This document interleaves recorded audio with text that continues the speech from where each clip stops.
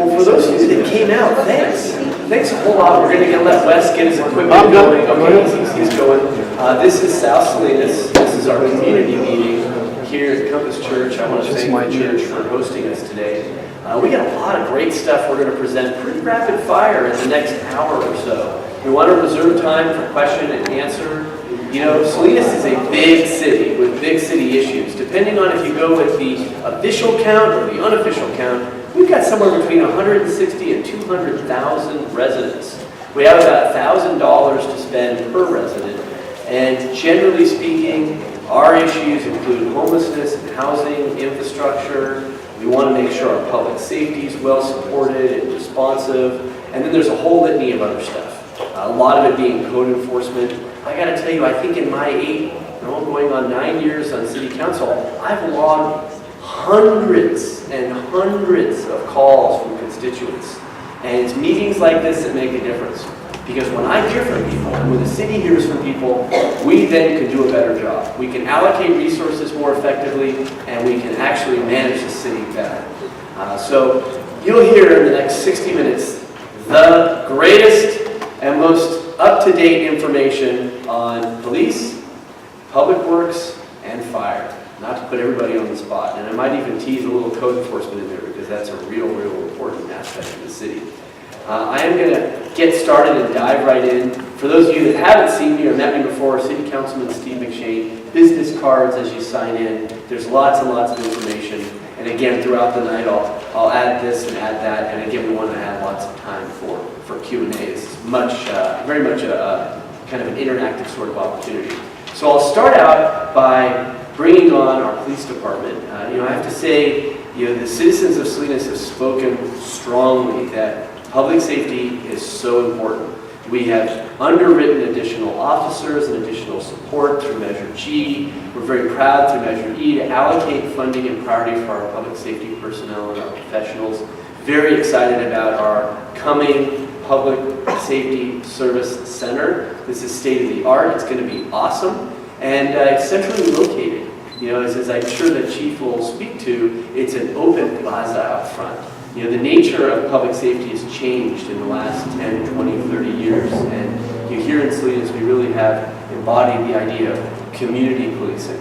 We've invested in governing for racial equity. This idea that, Salinas does have some serious challenges, whether it's socioeconomic or ethnic. We want to be ready to serve all and on time. So a word or two about our incredible chief. She's got a number of assistants here, including one that might even be talked into speaking some Italian or even sing, including commander and everything else. It's very, very special. Our police chief's been with us a few years now, and she comes from a department and a background that is community policing focused. She has helped usher in a whole new wave of hires and recruits that include more women and more bilingual and Latino officers than we've ever seen in decades.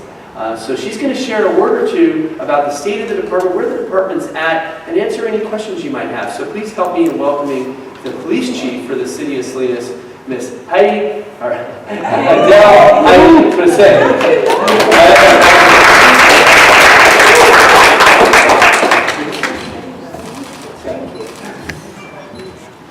What can we do about the lights so they can see the PowerPoint?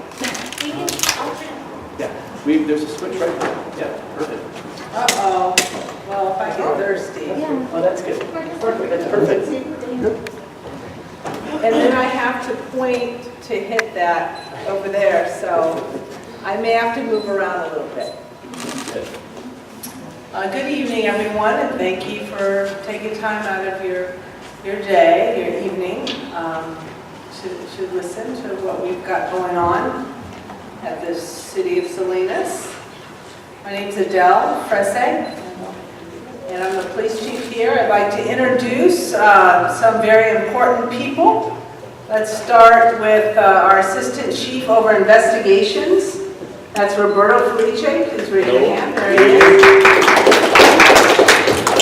Commander Vince Marana. Many of you might know him. There he is. He's been on the department a very long time. I say that because he literally is going on almost 3 decades. Pretty close. Yeah. And Sergeant Millie Livingston. Let's see, how am I, okay, let's try. All right. Let me start with patrol. Can I talk this way? Can you hear me well enough this way? Okay. So in patrol, let's start off, we're going to talk about the volume of calls we've had in the past 2 years, starting with 2017. As you can see, we've had 171,000 calls during the year 2017. The average per month is about 14,200. So our call volume went up the next year, 2018. It went up, but what does that mean? It could mean that more people are talking to us or want to speak with us. It doesn't necessarily mean that we have more crime, right? And we'll get to that in a little while.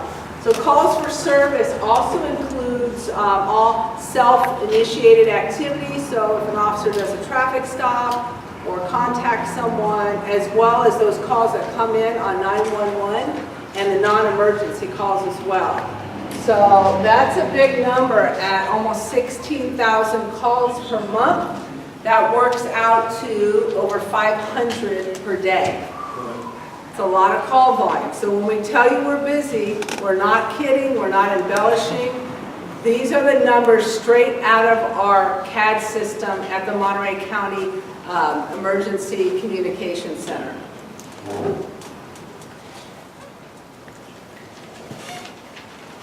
Oops, I didn't mean to do that. Okay, here we go. The curtains back open. I wanted to mention abandoned vehicles because at any community meeting, I always hear about abandoned vehicles or AVs, right? So we just last year handled almost 6,000 AV complaints. Okay, from that we towed 600 of those cars. So you look at that number and say, well, 600, that's all? When you had over 5,000 complaints. So does anyone know what GOA means? It means gone on arrival. That means 3,566 of those calls, cars that were complained about were gone by the time the officer or CSO arrived. But we did mark, and that does take time, right? A call surfaces, we respond or we follow up, and we ended up marking 2,722 abandoned vehicles. The reason I wanted to touch on this is because it is a touchy issue in some of our neighborhoods, as well as time constraining. All right, I'm not going to stop. Hey, here we go. We're going to talk about investigations, which is led by the assistant chief I just introduced. There he is, Roberto. So we had a rough year in 2015, right? We had a very high murder rate. 2016 was still very high at 36 homicides, okay? So we've gone down, and in 2017 we came down to 29, and then last year is 19. We want to celebrate that, but not really, because what's our goal? Zero. Zero. So that's something. I know people think I'm nuts for even saying zero. Yeah, like that's going to happen. You have to believe it. You have to say it. You have to think it. You have to talk about it in order to make it happen, right? If you keep saying it, it'll never happen, then it'll never happen. But we can make it happen. So the reduction is pretty profound from 16 to 18 at 47%. And then from one year to the next, which is last year 34%. Those are very good reductions, but again, it's not exactly something we want to celebrate when we're talking about 19 murders. Here's a caseload.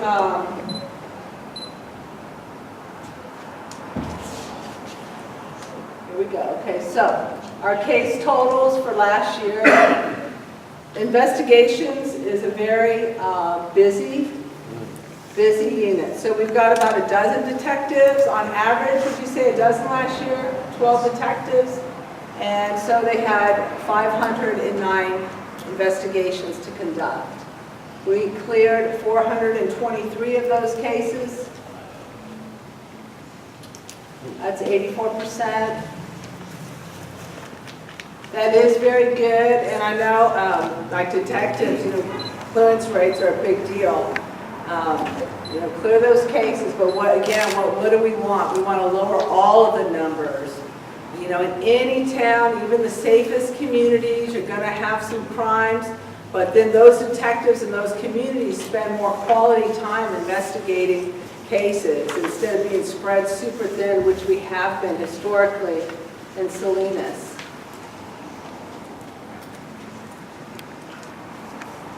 So from those cases, on the homicides, we cleared 12 of them. They're cleared by arrest or a warrant request.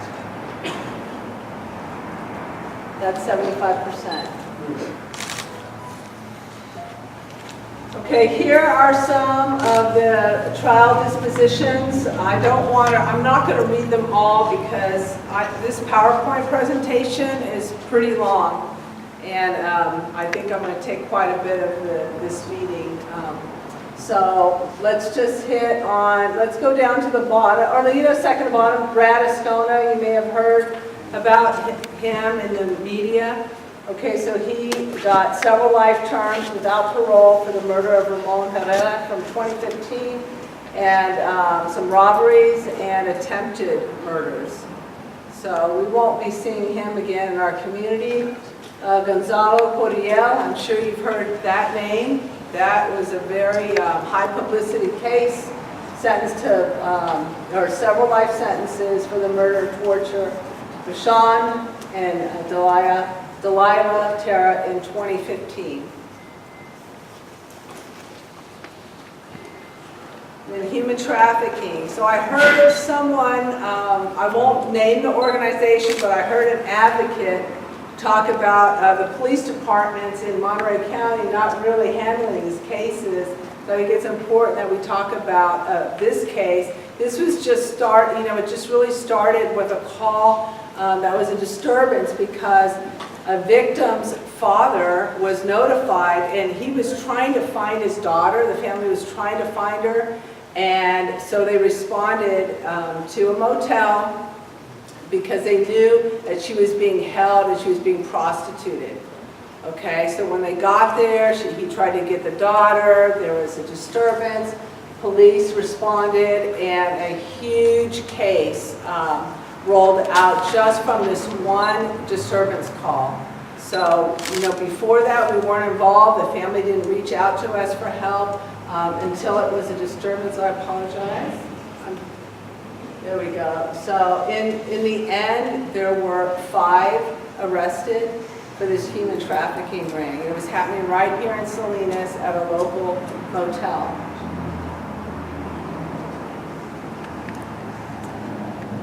Our Violence Suppression Task Force, which was formerly called the Violence Suppression Unit, that was during the start of 2017, and almost halfway through 2018 was just a 3-officer unit with 1 sergeant and 2 officers or 2 investigators. Okay, they did a lot of work, as you can see in the far left column under 2017. They took 100 police reports. They arrested 168 people, most of whom were gang members or gang-related, gang-associated. 28 search warrants, and you can see the variety of drugs that they confiscated as a result of those contacts.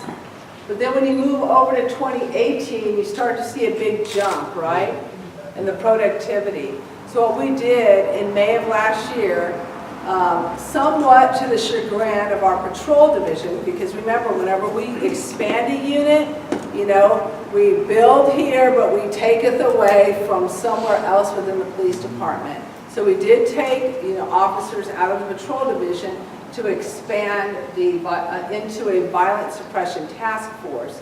So we added 1 sergeant and 3 additional police officers. So that's a total of 5 officers plus the 2 sergeants. We've got 7 Salinas PD officers in this gang suppression task force. And we have really reached out to our partners here, not only locally, but at the state level. And we've created quite a productive task force. You may have seen a press conference that we held, well, it's been over a month or 2 ago, showing the results of different operations that we've been working on in different cases that were very fruitful. So here's the difference from 2017 with a 3-person unit to creating a task force halfway through 2018. So huge increases on all counts. I want to talk about community policing efforts and building trust. So I talked about community policing a lot since I've been here in over 2 years. And one of the things that I needed to gauge and assess within the Salinas Police Department is what is our grasp on community policing? You know, how much do we actually understand it? And does it match my philosophy? Does it match my vision for the Salinas Police Department? So my assessment of Salinas PD is much like many departments that are strapped for personnel. Community policing sometimes turns out to be more of community relations, where you do things like coffee with a cop. You do things like community meetings, but you stay kind of on the surface, not getting in real deep into issues. All of those things are very good, but to take community policing to the next level, you really need to be able to discuss problems, identify them together as a partnership, police and community as one, discuss them, identify them, and then find a solution together to address the problems. So sometimes some of the more superficial things, like coffee or cafecito with a cop, are fruitful in and of themselves because they open the dialogue to identify issues. So first, I made sure that every single officer in our department is trained in their advanced officer training. That's something that we did. They've got it on their record. It's in their file. They attended. They listened. You know, that's just really the beginning for the existing officers. So I wanted to go back a little further, and I wanted to look at, well, what about people coming through the door?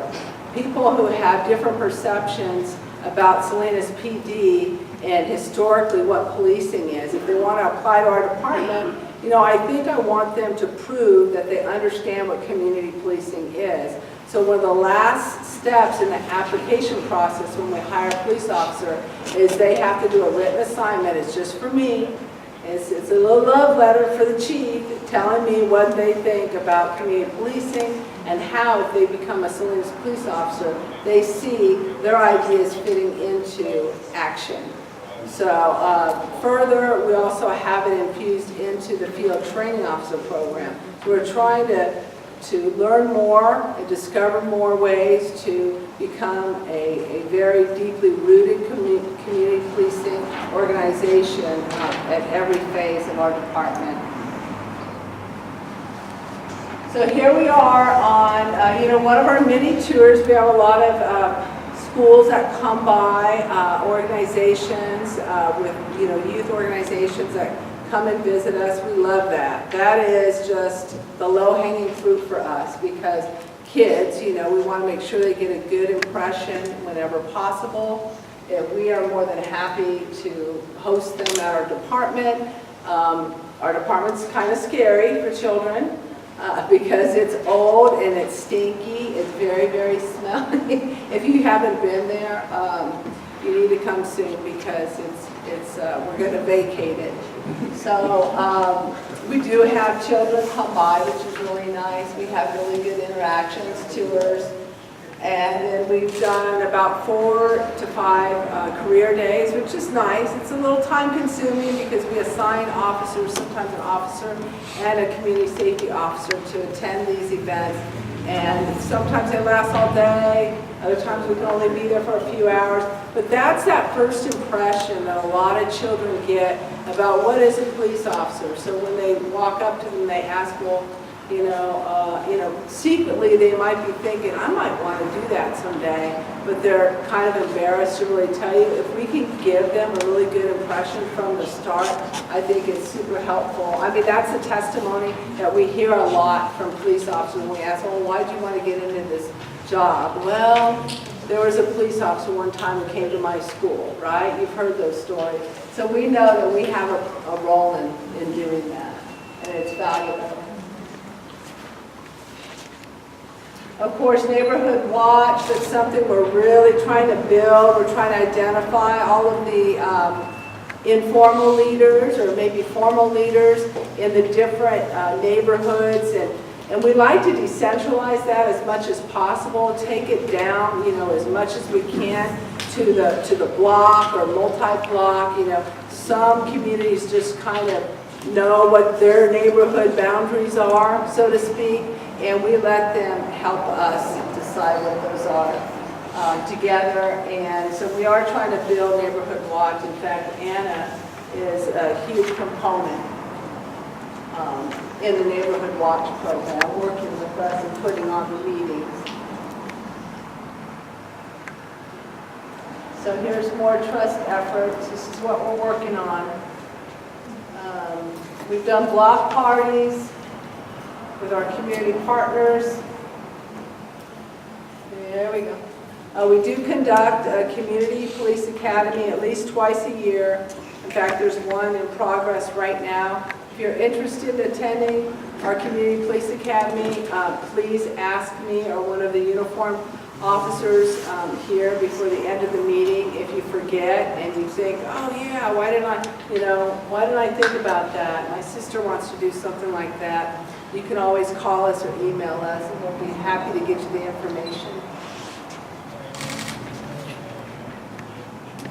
National Night Out, that's another thing I felt very strongly should be decentralized. Salinas, like many communities that had struggled with human resources or budget, tend to have one event. Well, how many people throughout the whole city of Salinas are going to come to only one location? So again, we try to break it down to every neighborhood possible.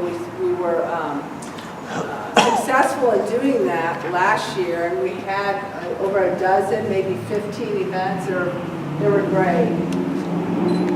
And that's another venue in which we can, hear what the concerns are of neighborhoods. Sometimes we often don't get to visit, or not in that setting, because at nighttime, everyone's off work. They have a chance to talk, to relax. And then we participate in the children's shopping tour. Oops. All right, did I skip? No? Okay. So you guys might recognize Sergeant Gray in there. He's the special ops, big event guy. He does a lot of these activities. He's responsible for coordinating all of this. Plus, he's also in charge of the abandoned vehicles that the police get involved with. So a lot of volume of work, special events, you name it. So here's an example of some more things that we do interacting with the community. At the very bottom, it speaks about the Vibrant Police Explorer program we have, if you don't know about that. So those are, I don't want to call them junior officers because they're not, but they're typically teenagers ranging from age 14, but they go all the way up to the age eligible to become a police officer, which is 21. They're allowed to stay in the post until December of the year they turn 21 years of age, so it's a pretty wide age range. We have a very robust program with Exploring. We teach them a lot about policing. We just help engage them. We see the comment there about thanks to Officer Rosales. I mean, there are multiple officers, but Officer Rosales is kind of our go-to advisor who's really good about coaching, mentoring, and keep helping these kids stay on track in life so they can pursue their goals. They also do a lot of volunteer work for our community, which is nice. Uh-oh, did I skip one or two? I didn't do anything, I swear. Just one, okay. And I want to talk a little bit about new approaches that we're taking. So STEERS is an acronym for Strategic Information Exchange and Response. So what does that mean? Well, that's now where, because we watch, we're a 24-hour, 7-day-a-week operation. And I know it's like 24/7, yeah, I get it. But a lot of people really don't understand what that means for us and how challenging it is to get everyone at the table together. So we have a schedule now that we are able to kind of tweak a little bit. So all of our commanders, every now and then, every week or so, are on duty at the same time. So if they haven't taken off and then they're at work, they're required to attend this. Basically what it is, it's command staff coming together at the table, face to face, and being strategic about the information they share, the information they exchange. We discuss certain problems that are going on in the community. We identify issues. We try to identify crime patterns or trends, and then we brainstorm how we can respond best to resolve the issue. So that's what STEERS is. That is a coined term by our department.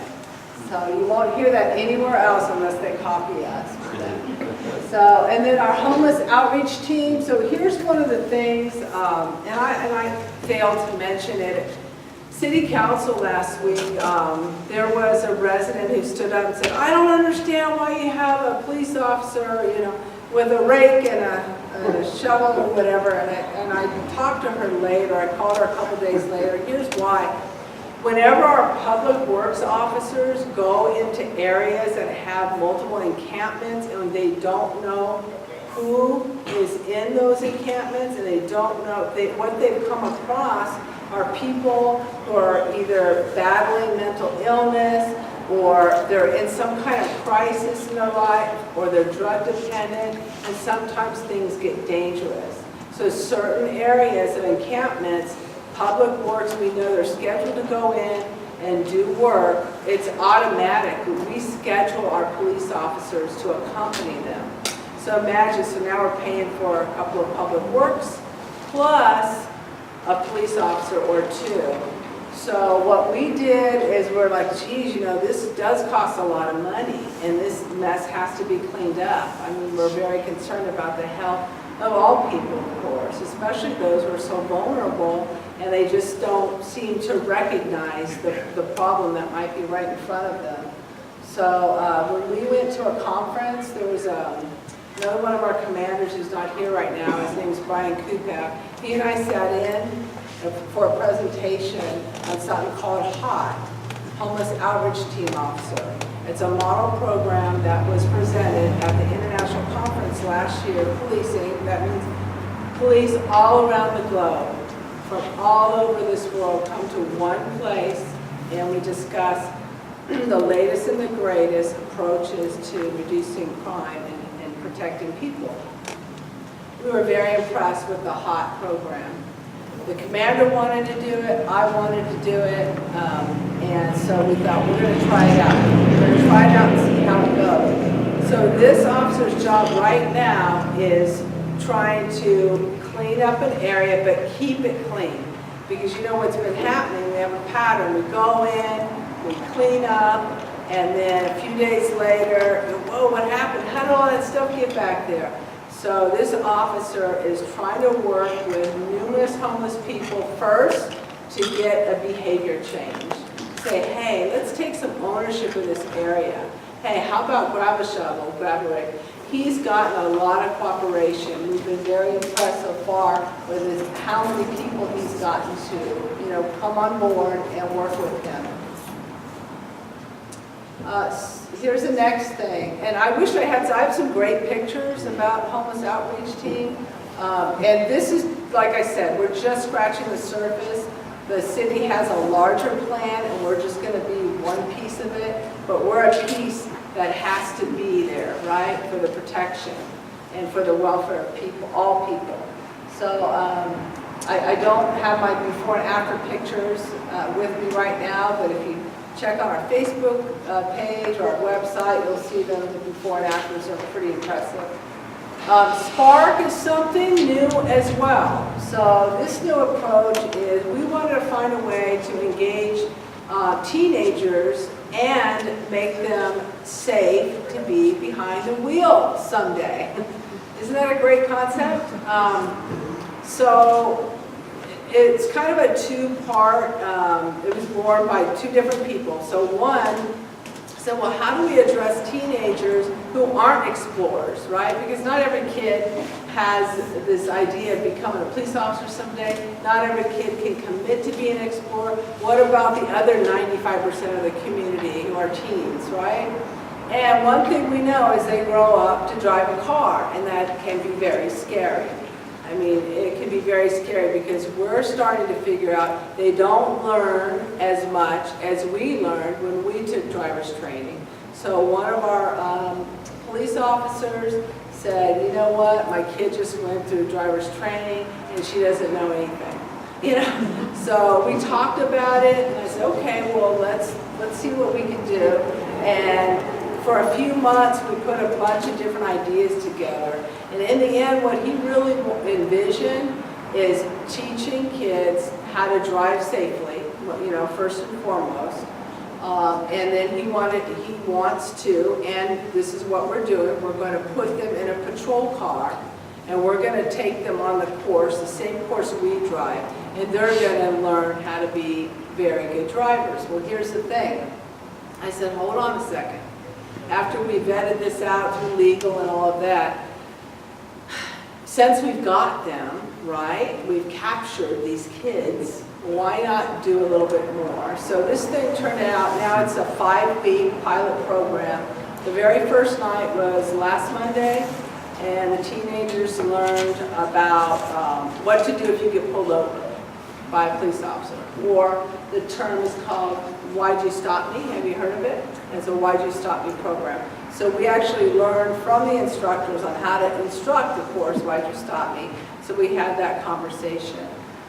Tonight they're meeting, right now, as a matter of fact, as we're sitting here, they are meeting and they're learning about some of the dangers that many, many kids get into that they just can't take back once it's done. So many kids are doing something called sexting. Have you heard of that, right?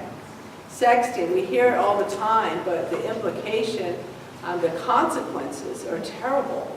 I mean, we've heard stories about kids becoming registered sex offenders because of this. So we want to help them better understand the dangers of sexting, being responsible about social media posting, and just kind of being safe with that little device that every teenager has now and can't seem to get their nose out of. So that's what we're doing with Spark. We're trying to engage teenagers, help them stay safe and stay out of jail. The other thing we're doing, that's a new approach somewhat, it's been in progress since, say, September, I think, is live PD. So when I was hired here, I've been very open about this. One of the things is, Chief, you need to make sure you're more transparent. We need to know more about the Salinas Police Department. We need to understand better why you do the things you do, how you do the things you do, etc. So I thought, well, with the day and age of body-worn cameras that we wear, you know, I just assume there's a camera on me all the time.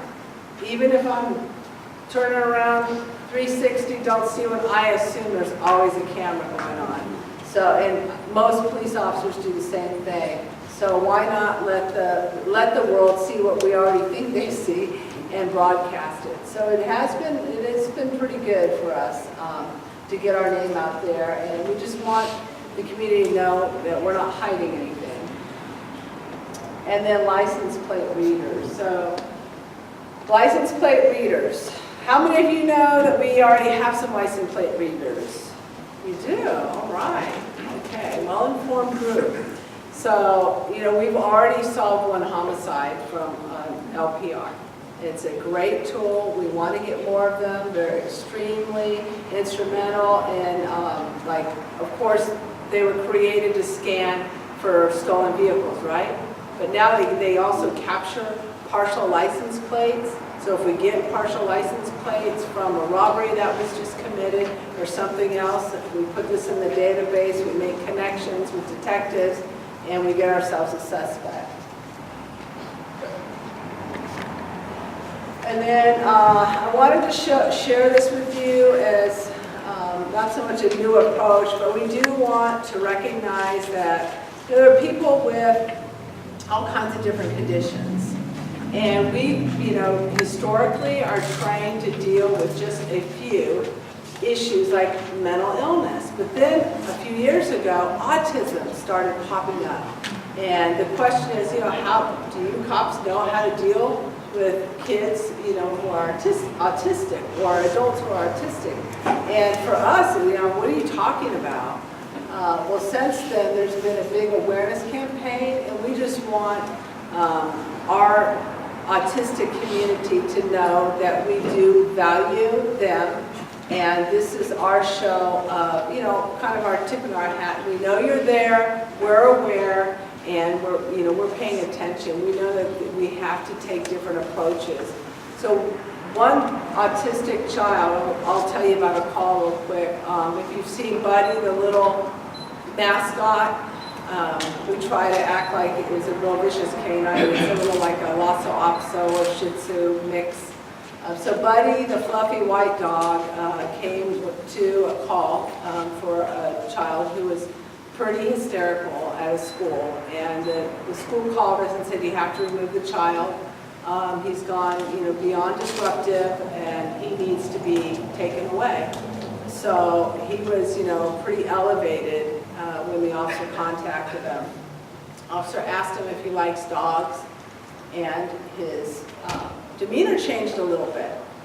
When he got him to the car, he allowed the young boy to sit in the front seat of the police car, put the dog on his lap, and that boy cradled the dog all the way home. So we were able to take this child instead of to juvenile. He calmed down, we were able to de-escalate it.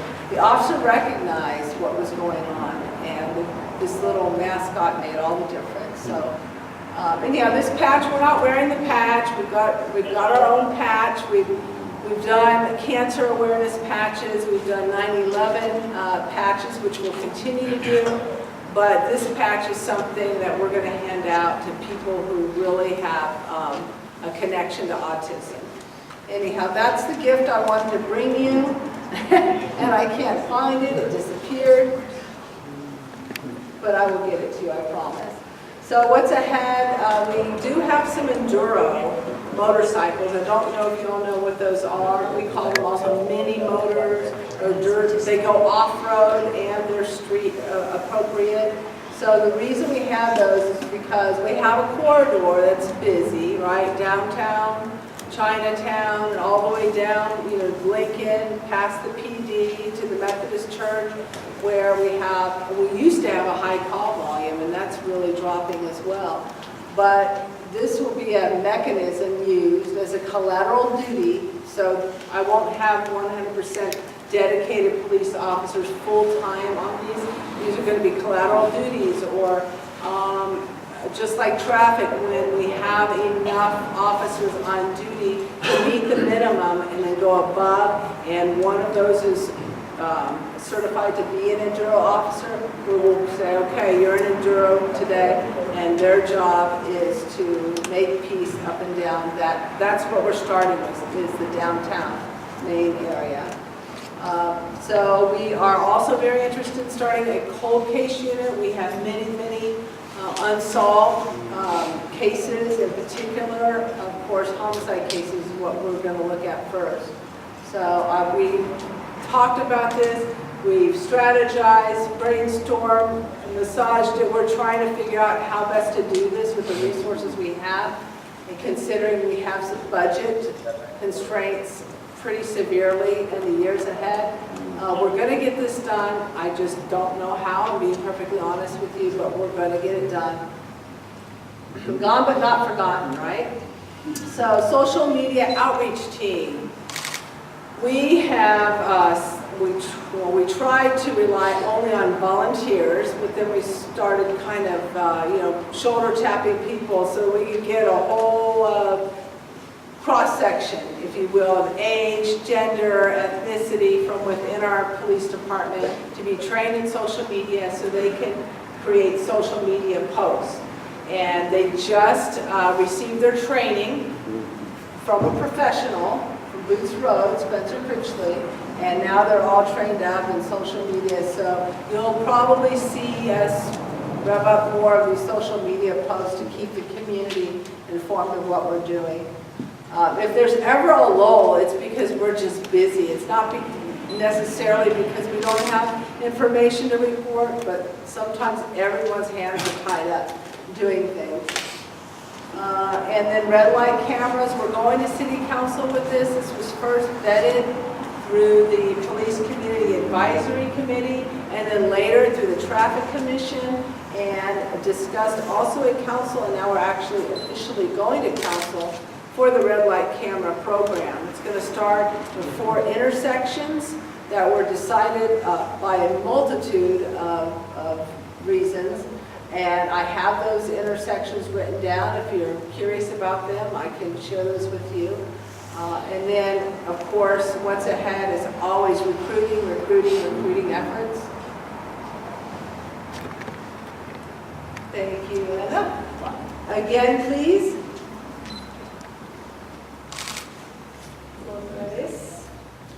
Okay, so here's our recruiting effort for the past 2 years. This has been a huge amount of work from a very small unit, but in reality, a lot of people have helped out. The entire department, civilians, sworn, the community, the city council, we've talked this up a lot. My ask was that would you please talk to people and let them know that we're hiring. We're hiring, and so we've had some excellent results.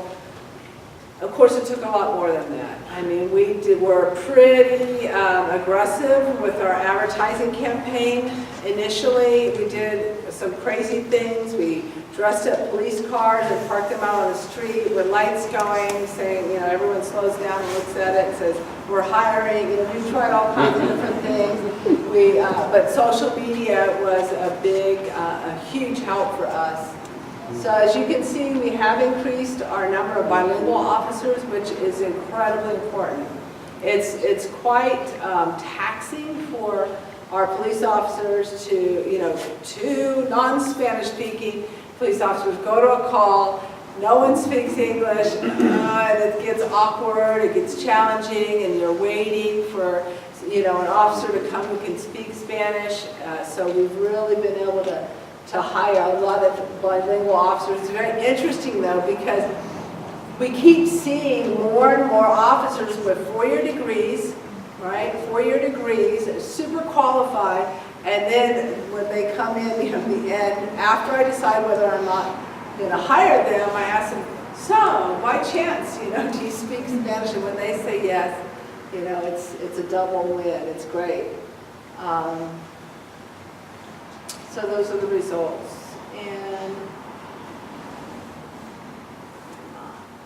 thank you. And then last I want to announce that we did receive the 2019 Community Policing Award. It's a J.Q. Wilson Community Policing Award of Excellence. And so how did we get this? Well, we competed with any city that applied throughout the entire state of California.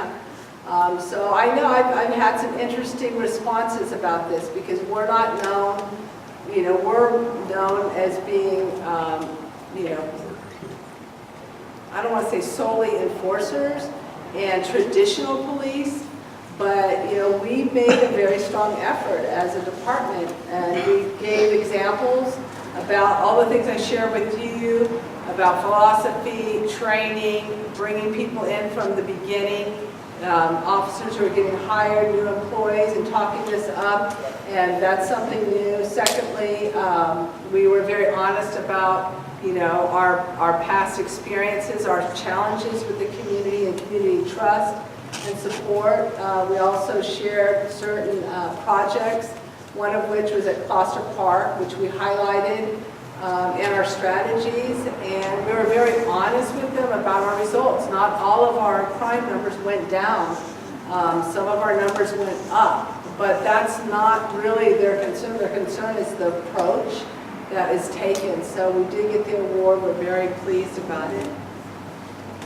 And that's Officer Jackie Bond up there, Sergeant Gray, and the officer I told you about, Rosales on the left. Those are only three. The submission, the project, all of that was led by Assistant Chief Felice, and on his team were these three officers, and Lorenzo, who is here somewhere. We had code enforcement on our team. We had multiple partners. So that's all I have for now, and I will stick around because I know this was a very long presentation. We'll come back for questions. We have just a couple of other quick things. So let's help me. A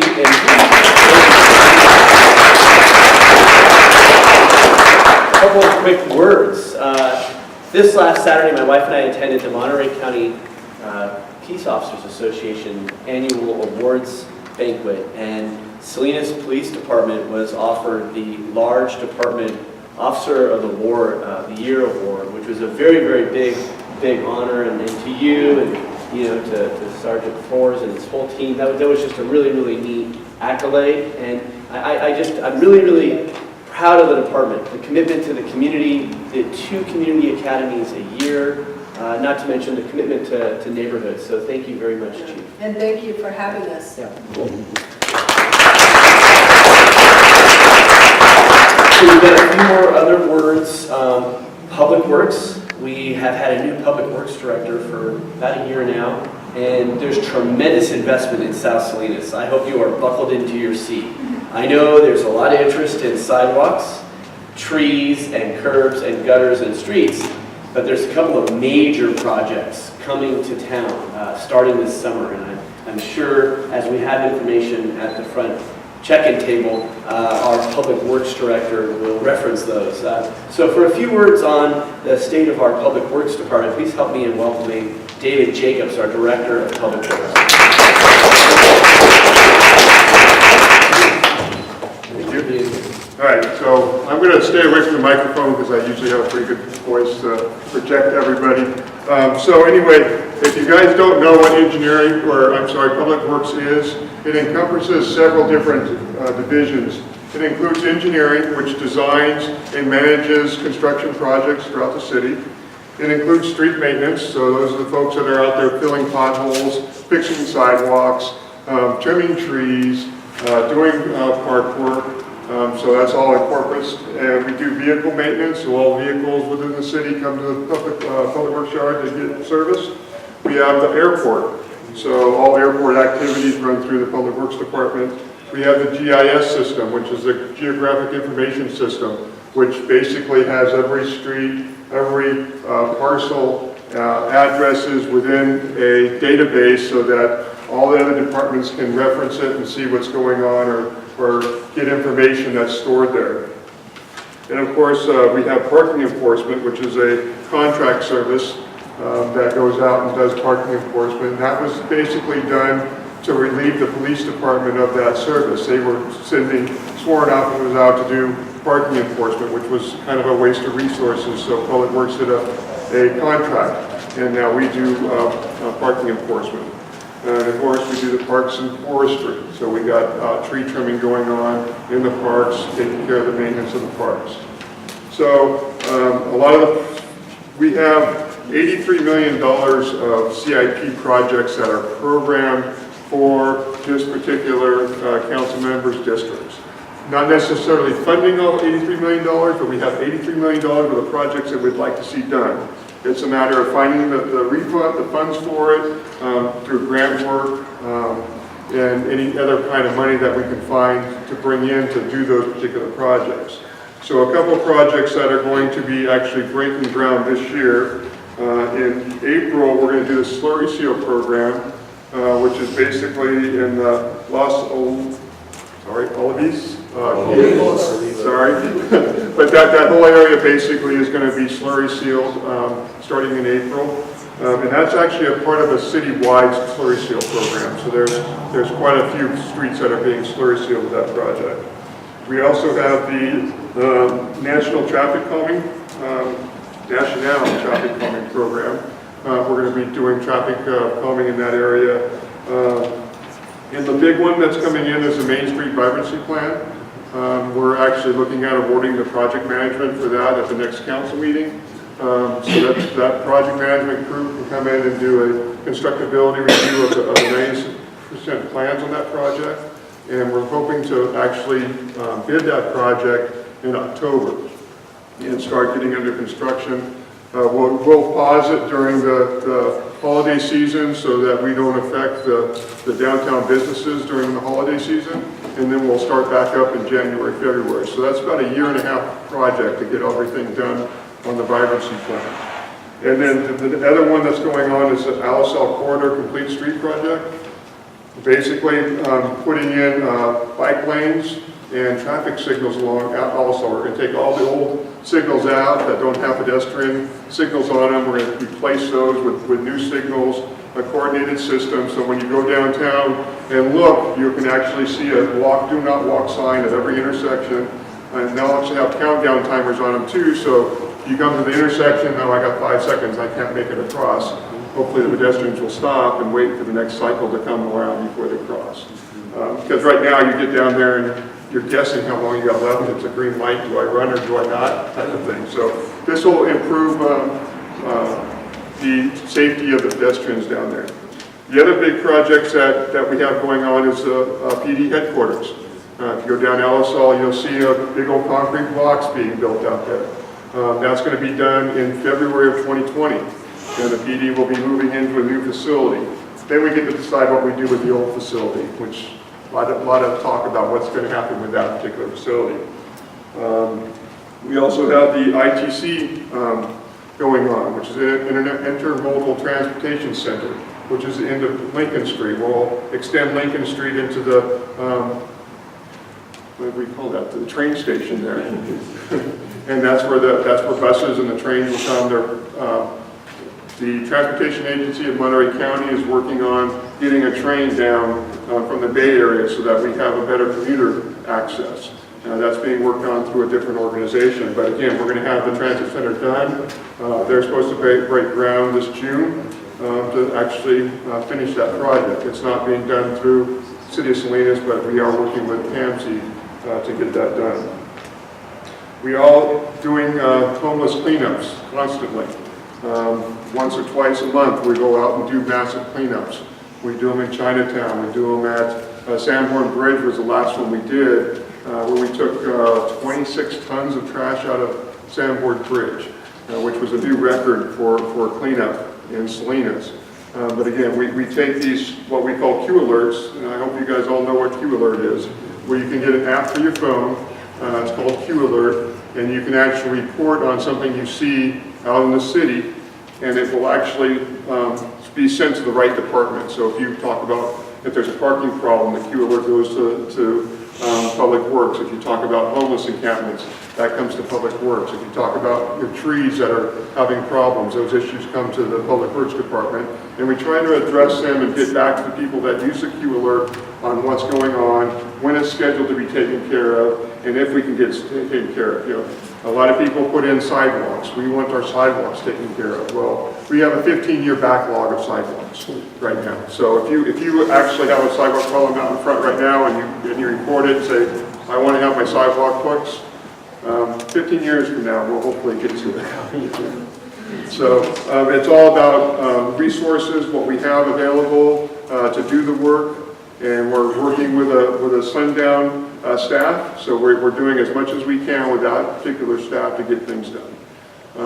One of the things we are doing is we're awarding a contract for tree trimming at the next council meeting, and once that tree trimming program is up, we'll get all the Q alerts that are at backlog and get the contractor out there to trim the trees so that we can get caught up back to where our staff isn't constantly running around.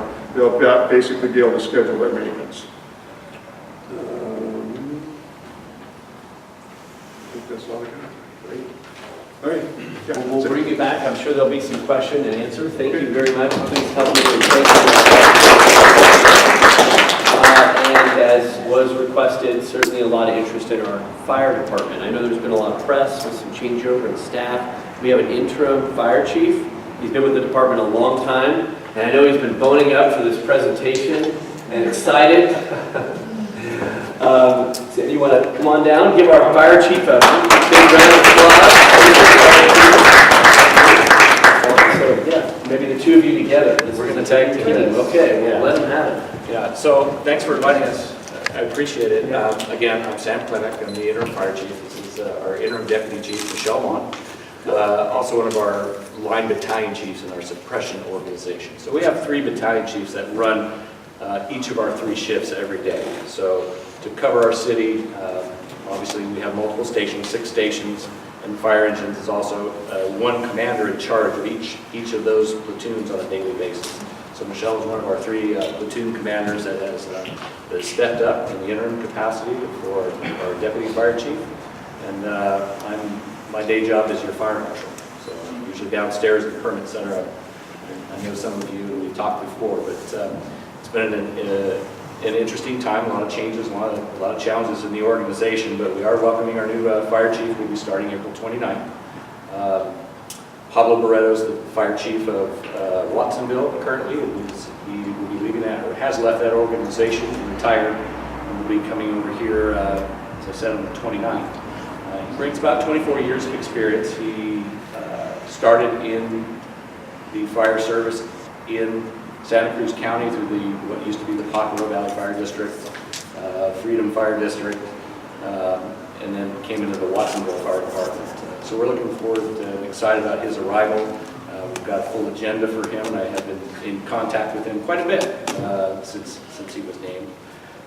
But we are moving forward in the fire department since Chief Johnson's departure.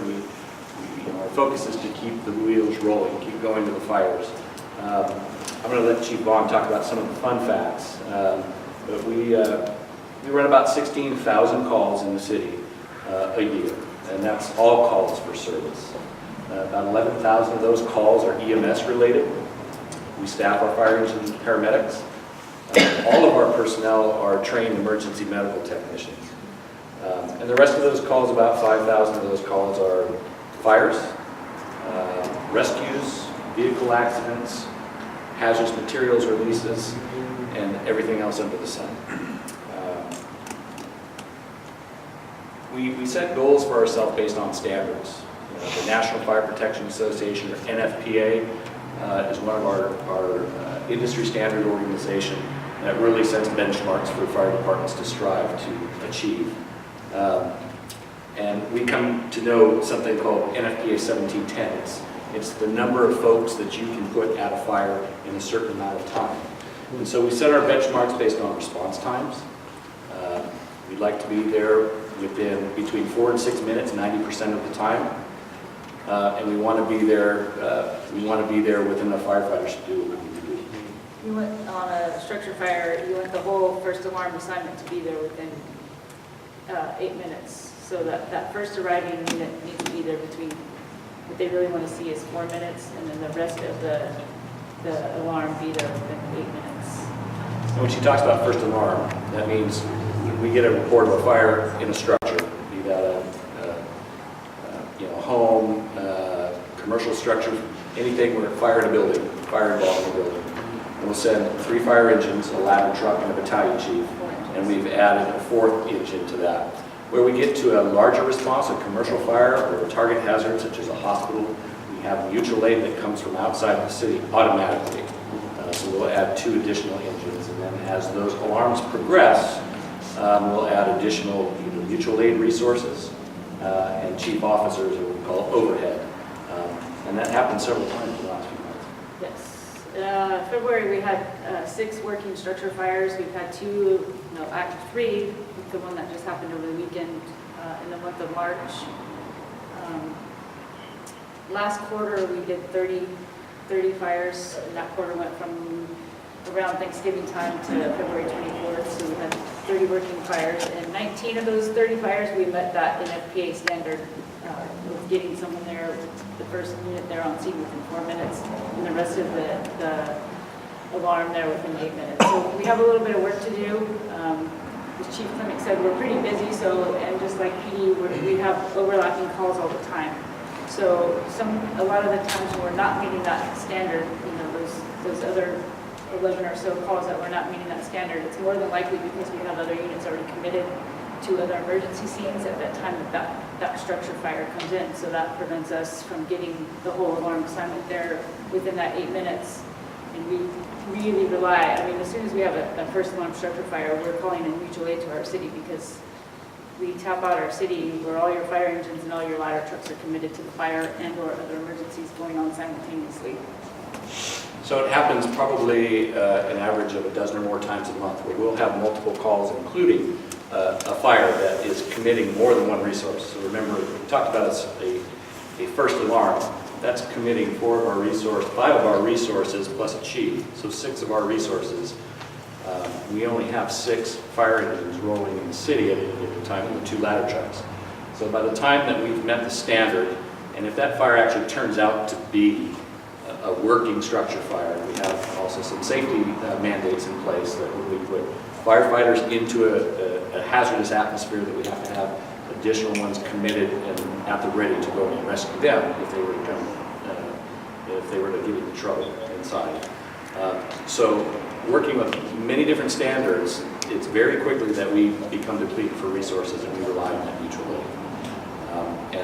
And quite often now we're starting to find ourselves in that situation where we're relying on that mutual aid at least a dozen or more times a month, and in some cases a dozen times a week. We go in cycles, just like anything else. You know, as violent cycles, so do fires. We like to say they come in threes. And in the case of the Industrial Street fire, which was a 2-alarm fire, followed by the following night was a 2-alarm apartment fire on the east side, and then another 2-alarm fire was the last night. So hopefully our B platoon has gotten their 3, so it might quiet down for a little while. And in addition to the structure fire, which we can, you know, structure fire in the building, we also respond to vegetation fires, rubbish fires, which a lot of the rubbish fires, they get toned out as a rubbish fire. 9 times out of 10, it's a homeless encampment type fire from either cooking or whatever happens in their homeless camps, a fire, and they leave it unattended, and it becomes a fire. We get trash fires. So it's kind of a fun little fact. I just did a bunch of data push. We're doing a standards of cover and a risk assessment study right now within the fire department. So I've been doing a lot of data work with the consultant firm that we're using. And we burn something in this city about every 17 and a half minutes, which I didn't even know. To me, I was like, wow. I mean, I've been here 20 years, nearly 20 years, and I was like, wow, we still burn stuff. I mean, whether that's a house fire, car fire, homeless encampment fire, vegetation fire, we're burning something. A little different way to look at it. Yeah. She mentioned the standards of cover. This is something that we've been looking and excited about doing for a long time. It goes along with a community risk assessment. And, you know, in the fire service, when you talk about fire loss, it's really, you can talk about how many calls we go. You can talk about loss, right? Building burned and it was worth $2 million. We talk about Dick Broom building. We talk about the swinging door. We talk about any residential house fire. If one of your houses catch on fire and you're displaced for your home, well, that might mean, you know, an insurance claim and your mortgage gets paid off. Let's call that, you know, a $500,000 loss. But what does it really mean? What does it mean for the family that now has to maybe move out of the area or in a commercial fire? The business is shut down for, in many cases, months or even years. A statistic that comes from FEMA and from the SBA is that 4 out of 5 small businesses that suffer a fire that shuts them down, at least initially shuts them down for any period of time over 30 days, that business never comes back. Never goes back into business. So that's impacting individuals that own that business, and it's impacting all of us that live in this community for obvious reasons. You know, you lose the tax base, which helps support all your city services, and so it affects us all. You lose sales tax, you lose revenue from sales. Employees don't have jobs, and oftentimes might have to relocate because of it. It's this snowball effect. So what the standards of cover does, and the risk assessment, is it takes that all into consideration. And it really starts to equate what we do from the perspective of what is it we save? What we lose, what do we save? So maybe that small business on the corner suffers a $200,000 loss to their business. We calculate through algorithms and through these studies that help calculate a way to estimate the revenue loss, the job loss, the economic impacts, to really calculate that into, well, if we stop that fire in the business on the corner, but we keep it from spreading to the 6 other businesses in the strip mall, or the 5 other businesses on the other side, The 5 other houses or whatever it happens to be. if you can keep the fire contained, what does that mean? So while it's a $500,000 loss here, it's a $5 million or $10 million saved because of all the rest of the economic interest that you save on either side of it.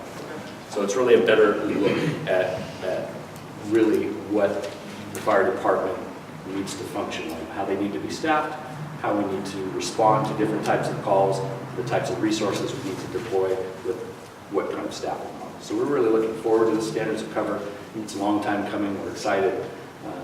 We'll probably see it in August. They've completed all of the data analysis. We've given them 10 years worth of response data from our CAD system and out of our records management system. So it's very detailed. It's about 10 years worth of data.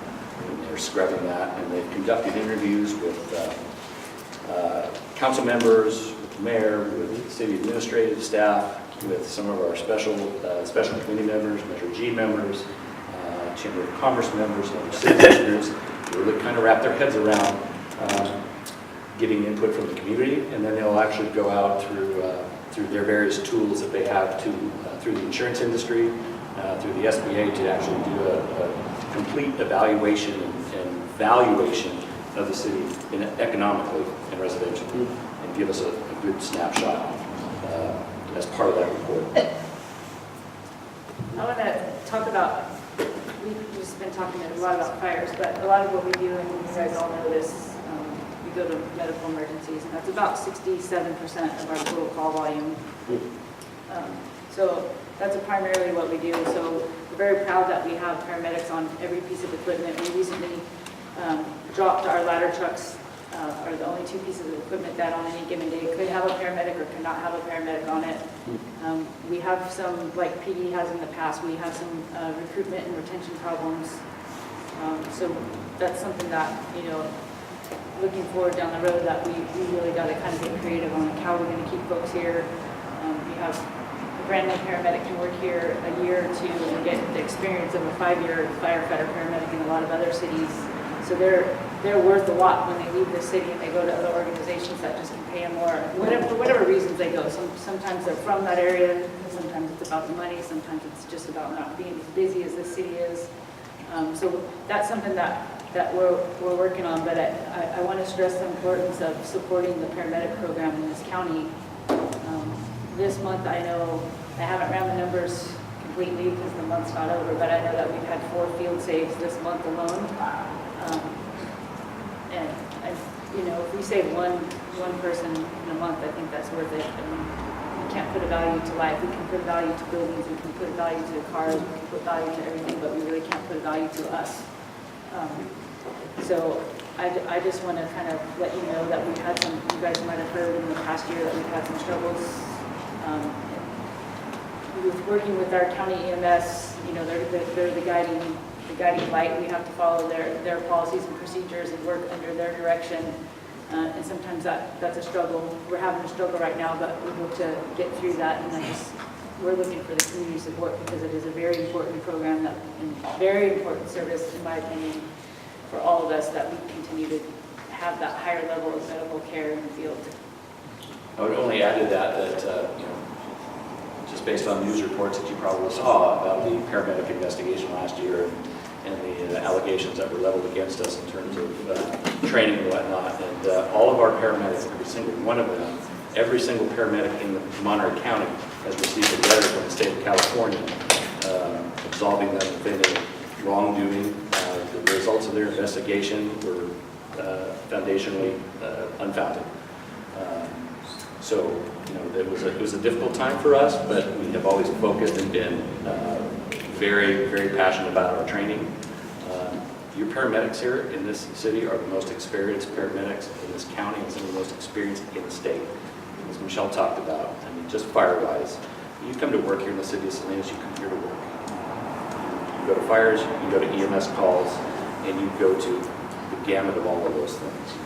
You get the experience here in a year that you would take you 5 to 6 years and sometimes a career to get somewhere else. So we're very proud of our paramedic program, and I want you to know that.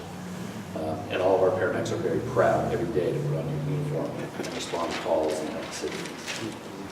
And I just want to kind of go back to working with the county. You know, we have to all work with our allied partners, and we all, even though sometimes like right now we're struggling with a little bit with the county, but we work very hard to see eye to eye, because in the end we all have the same mission, and that's public service and to help one another, and especially when we're talking the EMS side of things, to save lives and make a healthier, safer community in which we all live and work.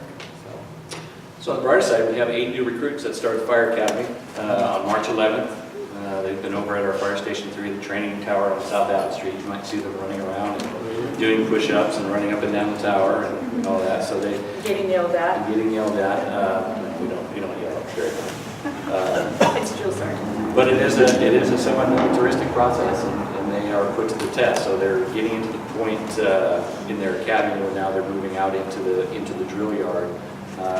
Squirting water, raising ladders, rescuing dummies, and really getting into the meat and potatoes of their training. So as you drive around down there, you're most likely to see them. But we're really excited. We were able to recruit almost 100% locals, which was really something that we strive to do, and we were successful this time around. Many of them have experience, have been part of the academy before. Some of them might have come from the private ambulance company as paramedics that are dipping their toes into the fire service. But it's an 18-week academy, and 4 of these folks are paramedics, and a couple of them are in various stages of the paramedic training prior to coming to us. But we're excited about getting them into the field and getting them responding to calls as soon as possible. But they'll be out there sweating it out. So if you see them out there honking horns, you drive by. Yeah, I think an important part of this academy too is we have 1 woman in it. It's been 7 years since we have been able to recruit and hire a woman. So when I started here, I had lots of mentors. We had about 10 females in the fire service when I got hired here. I think I was number 11, and now we're down to 2, myself and a female captain. So it's kind of something we can all be proud of in this academy. We got 1, so that's good. A couple more things, just prevention-wise. We've been able to finally get our 3rd inspector, full-time inspector staff back. It was a process. These folks are hard to come by. We've been able to bring on a couple of part-time inspectors as part of our commercial inspection program that will be kicking off here in a couple of months. It's been over 15 years since we've been able to do that, and we're excited to get that started again. Again, as part of the community risk assessment, as part of things like the Center for Public Safety Management report, the Salinas plan, many reports. There isn't one of them that goes before council and doesn't get published. It doesn't call particular attention to fire prevention as a way to reduce the community's risk. Again, reducing that potential for dollar loss and economic loss. So it's our hope to get back out there into the community, get a look at all these structures and businesses, and evaluate that risk, and also help business owners, residents reduce the risk and their liability. A couple fun facts for fire prevention. We did about 1,800 mandated state inspections last year just for multifamily buildings, so your apartment buildings that are mandated by the state. So we did, bless you. So we did about 1,800 of those last year. Our goal is to get to about 2,000, and we're doing that with our 3 folks and now our 2 additional folks to help accomplish those inspections. That's actually getting into those apartment buildings and getting the chance to, again, mitigate the risks. Those are high hazard occupancies. Fire spreads quickly, and there's usually a high occupancy and a high risk for life. And those are mandated by the state. So we really make the best efforts to make those our priority. We did about 800 plan checks last year with our part-time staff. We have a contract plan checker, and that's all sorts of new construction plan checks, fire permit plan checks, and so on and so forth. We've been able to accomplish that through the permit center in those cases, and we've had about 200 or so code cases, so direct complaints from the community, from the citizens about code violations, where we'll work with the Code Enforcement Division or the City Attorney's Office to go out and investigate specific complaints. Fireworks. Who cares about fireworks? Okay. So, Councilman McShane, we've got a fireworks committee meeting coming up. I know this is top of your list, but we had some really good success last year with deploying undercover vehicles with undercover staff, so to speak. We actually took them out of black and white vehicles and out of the big red fire trucks, and we put them in rental cars with cameras. And they went around town and were successfully cited about 150 folks last year for illegal fireworks use. You'll see an increase in the signage. You'll see an increase in our social media presence. We're working very closely with the police department on some other strategies and tactics to do some interdiction of the fireworks coming into the city. We're looking at places where fireworks might be being sold, especially social media where we get those tips. So the police department's going to help us with that and focus on maybe starting to get a handle on the stuff coming into the city before it ever gets a chance to be blown off. We're looking at a reward program. Increased video. Will be all those cameras, all those cars will have some video, so we'll be able to successfully make these tickets stick. We actually had we had over 400 potential violations out last year based on reports.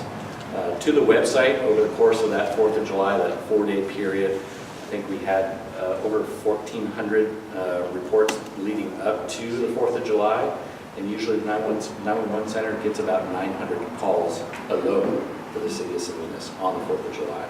So we've successfully been able to move that call volume away from the 911 center and get it to the website. So I'm really happy about the way that the website and Salinas Connect have been able to give residents an avenue to make those reports.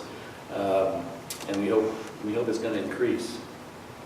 One thing to add to that is that system is only as good as the data that we put into it. So if you happen to be one of those neighborhoods that all those annoying fireworks or illegal fireworks are going off, without putting yourself in harm's way, if you can get a photo of the folks and the address and where they're doing it, and upload that to the programs, that only gives us more power and punch to.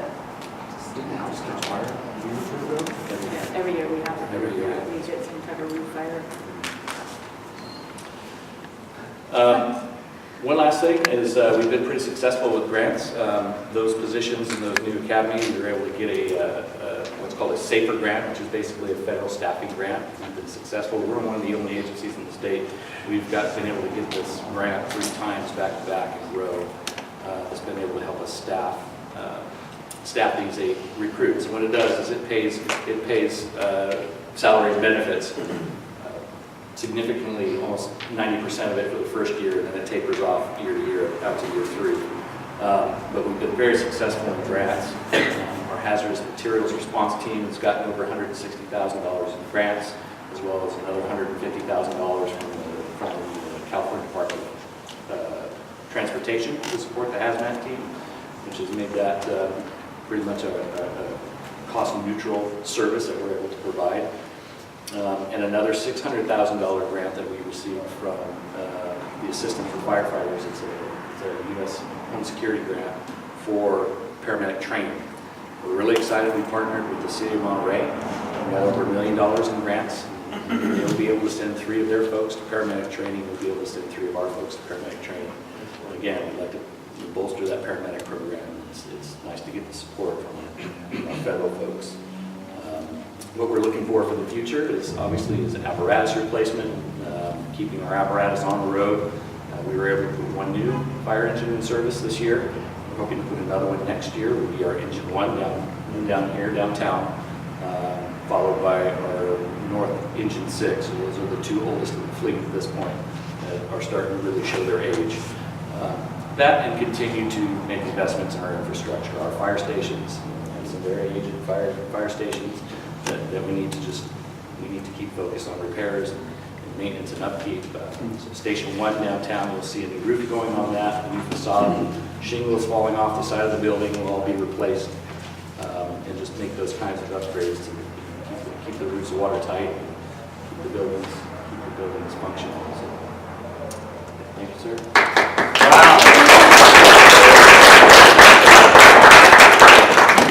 Thank you so much, Deputy Chief, interim Deputy Chief on and acting Chief. Carrot going to turn. Right? I'm going to make a quick introduction. I want to be mindful of time. Our Community Development Director just showed up. So, Megan, thank you very much. Take a bow. She plays an important role on planning, building, permits, all of that, and certainly code enforcement. I want to be mindful of time. I know that there might be a few questions out there, and I want to line up anybody that wants to ask questions. I just want to reference Lorenzo. Do you want to say anything very quick, Lorenzo? Not to put you on the spot. This is code enforcement, and we're virtually fully staffed there. We've gone from a deficit to proactive code enforcement stops. I mean, it's remarkable. We are a city of code enforcement need, and this guy and his team, badges, capes, anything real quickly that you'd like to share? Yeah, so my name is Lorenzo Sanchez. I've been with the city for about 3 years. I've been in code enforcement about 16 years, and I'm really thrilled that the city was able to bring on and help the team that we have already. Some of our code enforcement staff has been with the city anywhere between 18 to 20 years. Some are still in the process of building their years up, but we have someone that's been there about 5 years, another person that's been there 8 years.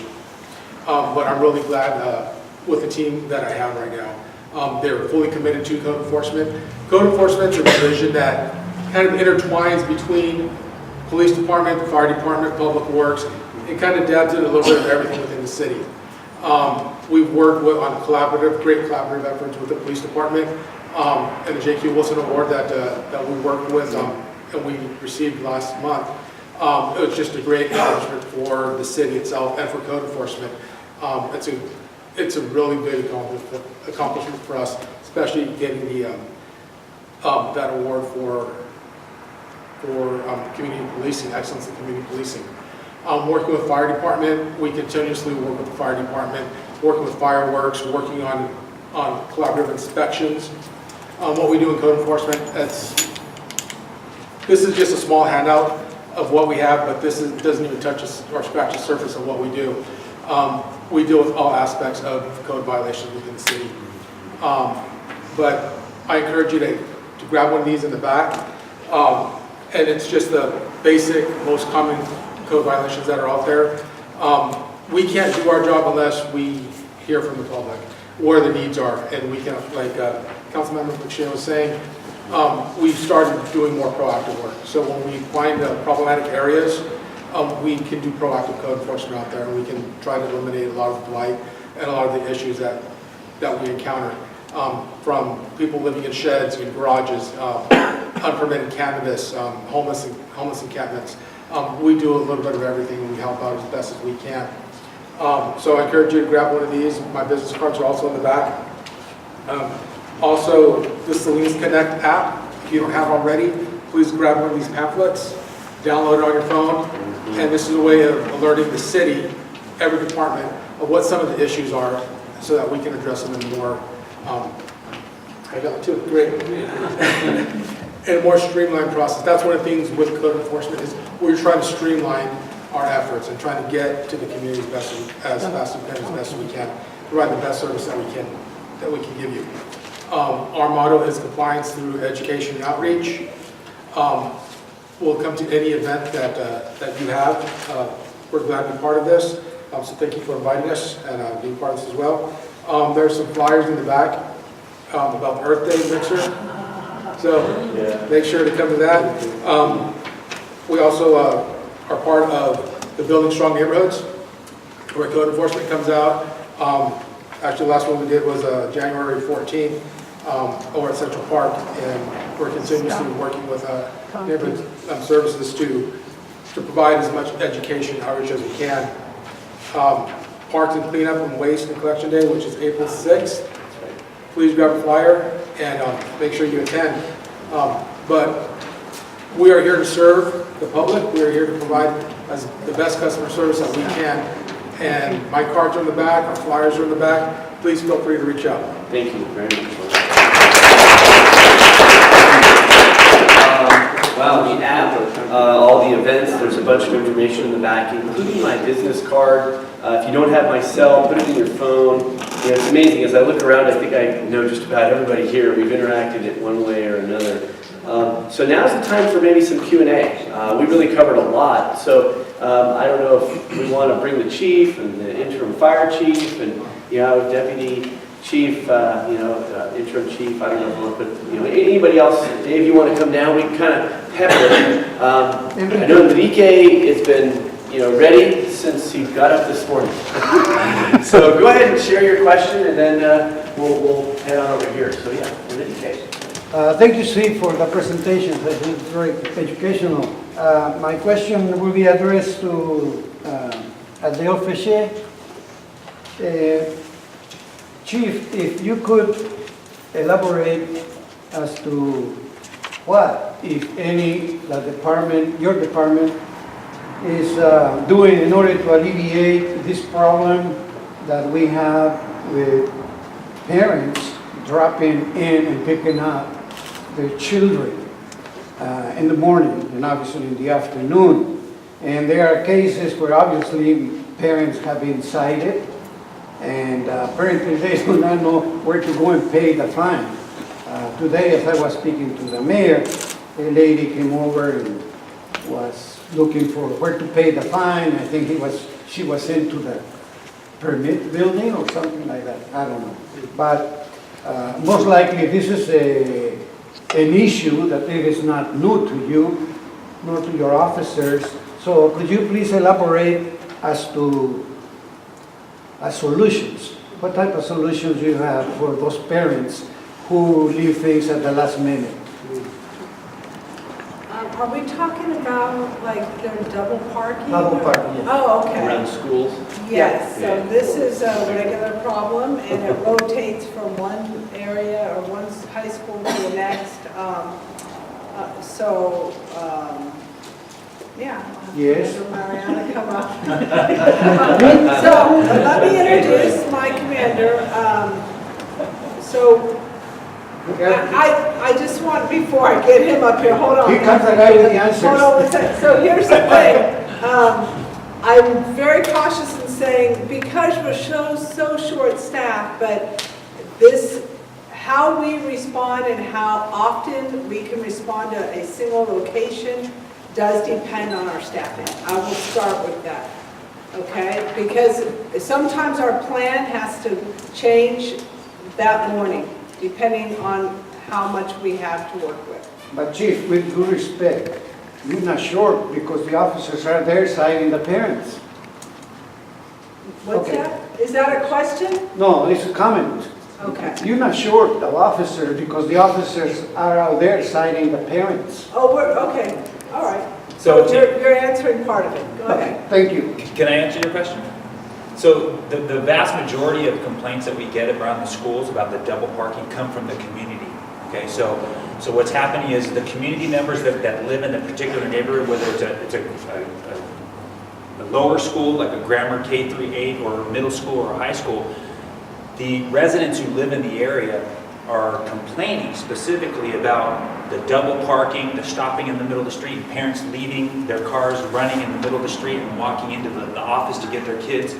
And it's creating a traffic hazard. It's creating problems for the kids who are actually getting out of school or during that high flow time. So what happens is there's occasions where officers are up there, or we have community service officers or parking enforcement up there to educate these people about they can't do this. They have to find a parking place or go to the parking lot or find some type of alternative way to pick up their kids. Okay, so, and it's all about the public safety. Okay, and it comes a lot from the school, and about the problems that they're having with the parents after they've been warned so many times via news flyers, telephone calls. They've been warned by the crossing guards, some of them are out there, and they're saying, you can't do this, this is a problem. And so in regards to them getting cited and then not knowing where to pay, okay, on the back of every single citation, the parking citation, on the back is in English and Spanish about how to address these problems and to pay a fine, like if it's a parking a site, okay? In regards to a moving violation, and a police officer writing a moving violation for speeding or a vehicle in the roadway, those things are handled through the traffic court and through the traffic court clerk, which is in Marina. And a lot of times they get sent notices at home, and specifically to give you in English and Spanish on how to deal with the fines. And they give you specific dates, and they're very, very clear on how that's supposed to be done. So, did that answer your question? Well, you have elaborated on the problem, but what I was trying to suggest is, what is the department doing in order to bring in a solution to what appears to be a big problem?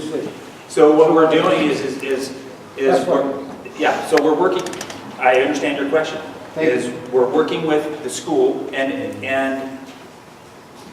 the officers out there to educate these people about they can't do it, okay? When you drive your car in the middle of a 2-lane road and you park your car in the center lane and walk out of your car to go into the school, leaving your car running in the lane, that's kind of a problem. And I don't think anybody in this room would disagree that can be a problem. So the school is educating people through their teacher and the educators and the parents, their interaction with each other about how that's not happening. And then we're also up there educating people as well, whether it's through a warning or whether it's through a citation. I mean, that's the solution to the problem. Thank you. We'll keep going. Right back here, Carrie. I just want to know what's slurry seal. Oh, what is slurry seal? This is our public works director. Slurry seal is basically a mixture of asphalt, very thin, and sand. And it's a cheaper way to bring the road up to a better standard and give it another 5 or 7 years of life. Oh, okay. So it's just a real thin layer of asphalt, basically, that you're going to see. Thank you. Go ahead. Yeah, this question is directed to Public Works. My name is Ray Medina, and I live in the Monterey Park area. The question I have is, you mentioned that there's going to be an application of slurry seal to much of the roadway in Salinas, the city. The question I have is directed at what kind of preparation is going to be made on the streets where the curb is actually so displaced, completely destroyed, and raises the parts of the street. You just can't apply slurry seal without correcting that. Right. So what actions will be taken before you make this application? And basically, that goes into where we can apply a slurry seal and what we can't. Depending on the condition of the roadway, if it's got a lot of potholes, a lot of cracking, a lot of curbing that's displaced, we can't use that procedure on that roadway.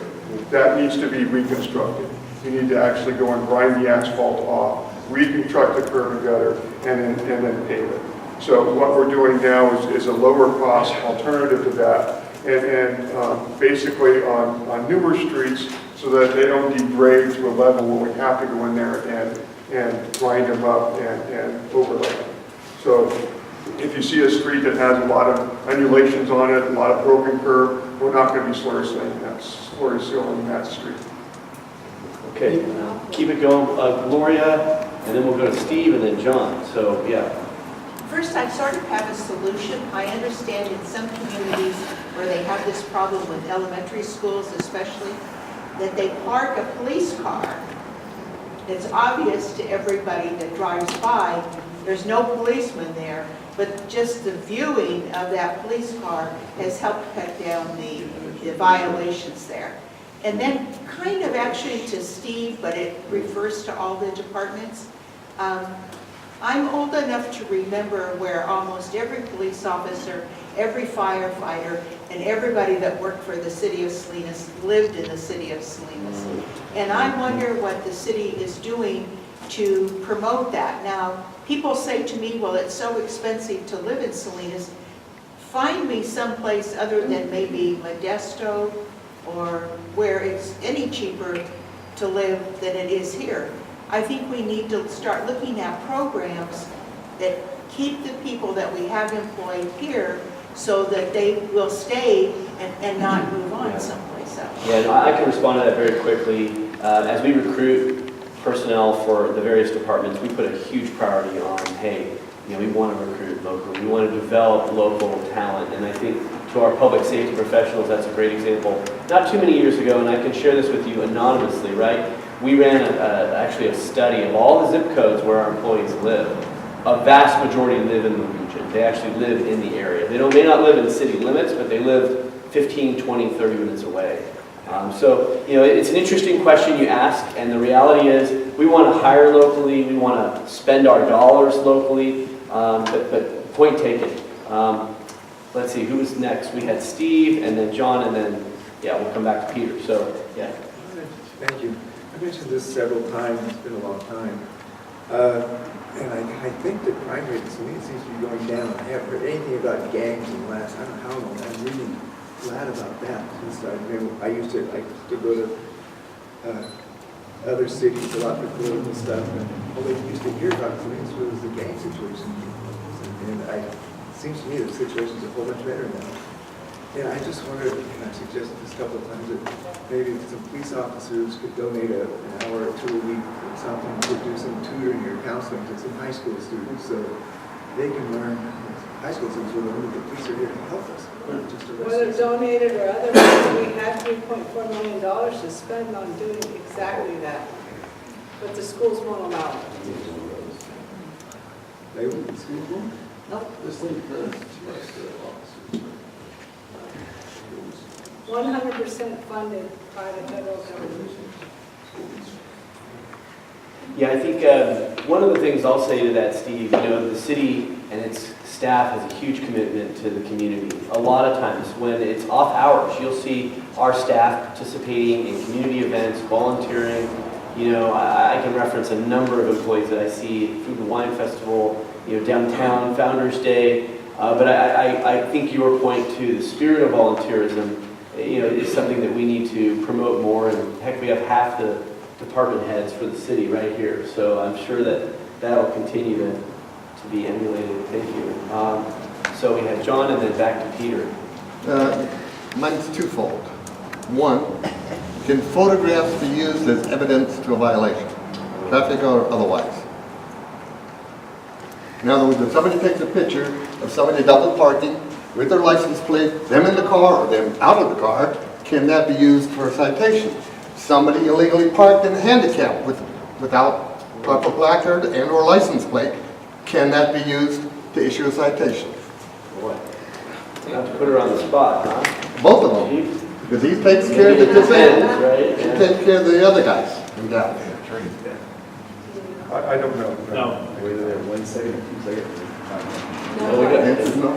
Oh, go ahead. You know what? Here we have There you part-time, We'll come back to you. part-time Yeah, I have an answer for that. The next attorney. traffic cop.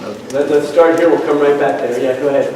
So as one of those gentlemen that own the motorcycle and issue citations, I would have loved to use those tools, but no, the evidence rule does not allow me to use those photographs to go and do an after-action thing and issue citations. Okay. Then, because the city is short-handed, etc., we are enabling them to do this. San Jose, which I mentioned before, has jacked the price to $1,100 for a ticket. 50% goes to the state, 50% goes to the city. Is it a money issue? Let's do it. Let's get the city council to jack it up to $1,100, and that's a 50-50 split. You think we might get a little more funds? I have taken so many photos of cars illegally parked, okay, in this city, it's disgusting. I'm not even touching the fact that if that placard belongs to that 16-year-old or 18-year-old that jumped out of the car and ran into the store to buy some beer. Okay? Because that's not my issue. My issue, he's legal. He may be illegal in his actions, but he's legal because he has what's required to be able to park there. But what about those that aren't? And I've taken pictures with them, they've threatened to kill me. I just tell them, hey buddy, you get to kill me once, do it right. Well, and here, I'll respond to that, and I want to keep things going. Listen, the more people that care, the more people that submit evidence, as they call it, to make their case against potholes, graffiti, or, you know, the next murder weapon, we'll take it. You know, keep the communication going. You know, folks that care enough to let us know the issues allow us to better manage resources. For as many anonymous tips or ancillary evidence that hits our PD, our fire, our public works, man, it helps us do a better job. So your enthusiasm is taken with a smile and appreciation. Steve had an answer to you, though. No, What was it's that? just a good question. Lots of times, if this car is parked, you don't really know if the car is parked. It's just a picture. Oh. It might be moving. So I It might think just be stopped. what I'm getting from this is we need to pay more attention to those violating the accessible or handicapped parking. And yeah, great feedback. Let's see. Where will we next? Oh yes, Peter. Yes, a question about the former armory that's being changed into, I guess, a basketball court. Is that starting to be used yet? And also, what about the out there in Sherwood Hall, the former pool that was going to be turned to a basketball court? I heard it's going to be ready 2 years ago, and it's still not ready yet. So both of those. The Sherwood, I can answer the Sherwood Park because I know about that. The first one I don't know about. Yeah, the PAL's being used big time. They're scheduling the heck out of it. You try to get for sports, quinceañeras, film, it's crazy. Yeah, try to get in there. You're going to have a hard time. Yeah, the Sherwood Park pool issue was a great idea to go and fill up a pool and make a basketball court out of it. The problem is there was a lot of issues when you start filling in a pool and trying to retrofit it to do other things. So it's actually on its third and final phase right now. And actually part of the first phase couldn't be done until the third phase was done. And it was all about waiting for the funds and grant money to come in to be able to pay for it. So right now they are doing the final phase of it. I expect it to be open probably April or May for use. Wow. Wow. Okay. Maybe one question here, and then we'll have some. You can visit informally over a cookie and a gallon of coffee. Go ahead. My question goes to the issue of needing to recruit for the high cost of living here. Yeah. And so one thing that I think is coming up recently, or I heard talk about, was the farm housing in the city and the use of residential housing as farm housing. And I just want to get your opinion on that, and hopefully, you know, we can force some of these ag farmers to provide their own housing or their own place for the workers. And leave the houses to the residents who work here with you. Thank you. Excellent question. You're lucky that our community development director is here because we've done a farm worker study. Yeah, I think we'll kind of round it out. Thank you. Go ahead. Thank Real you for quick, your patience. I thought I'd come just in case there was a housing question, but Really? the city just passed an ordinance that would allow the temporary use of hotel motels for agricultural housing because we want to discourage it from going into the neighborhoods, and we have done some code enforcement as a result, and actually some of the farm laborers no longer use houses as a result. But that's something that we are looking at what the right balance is in residential neighborhoods. So we're looking at how we may or may not allow employee housing within the residential areas, and our intention is to, you know, come to the community residents to talk a little bit more about that. In my opinion, it's just creating more competition for the little bit of housing that's there already. Yeah, and we've heard that, and when we initially started working on it, we put a pause on it so that we can take some time and actually work with the community to find the right balance.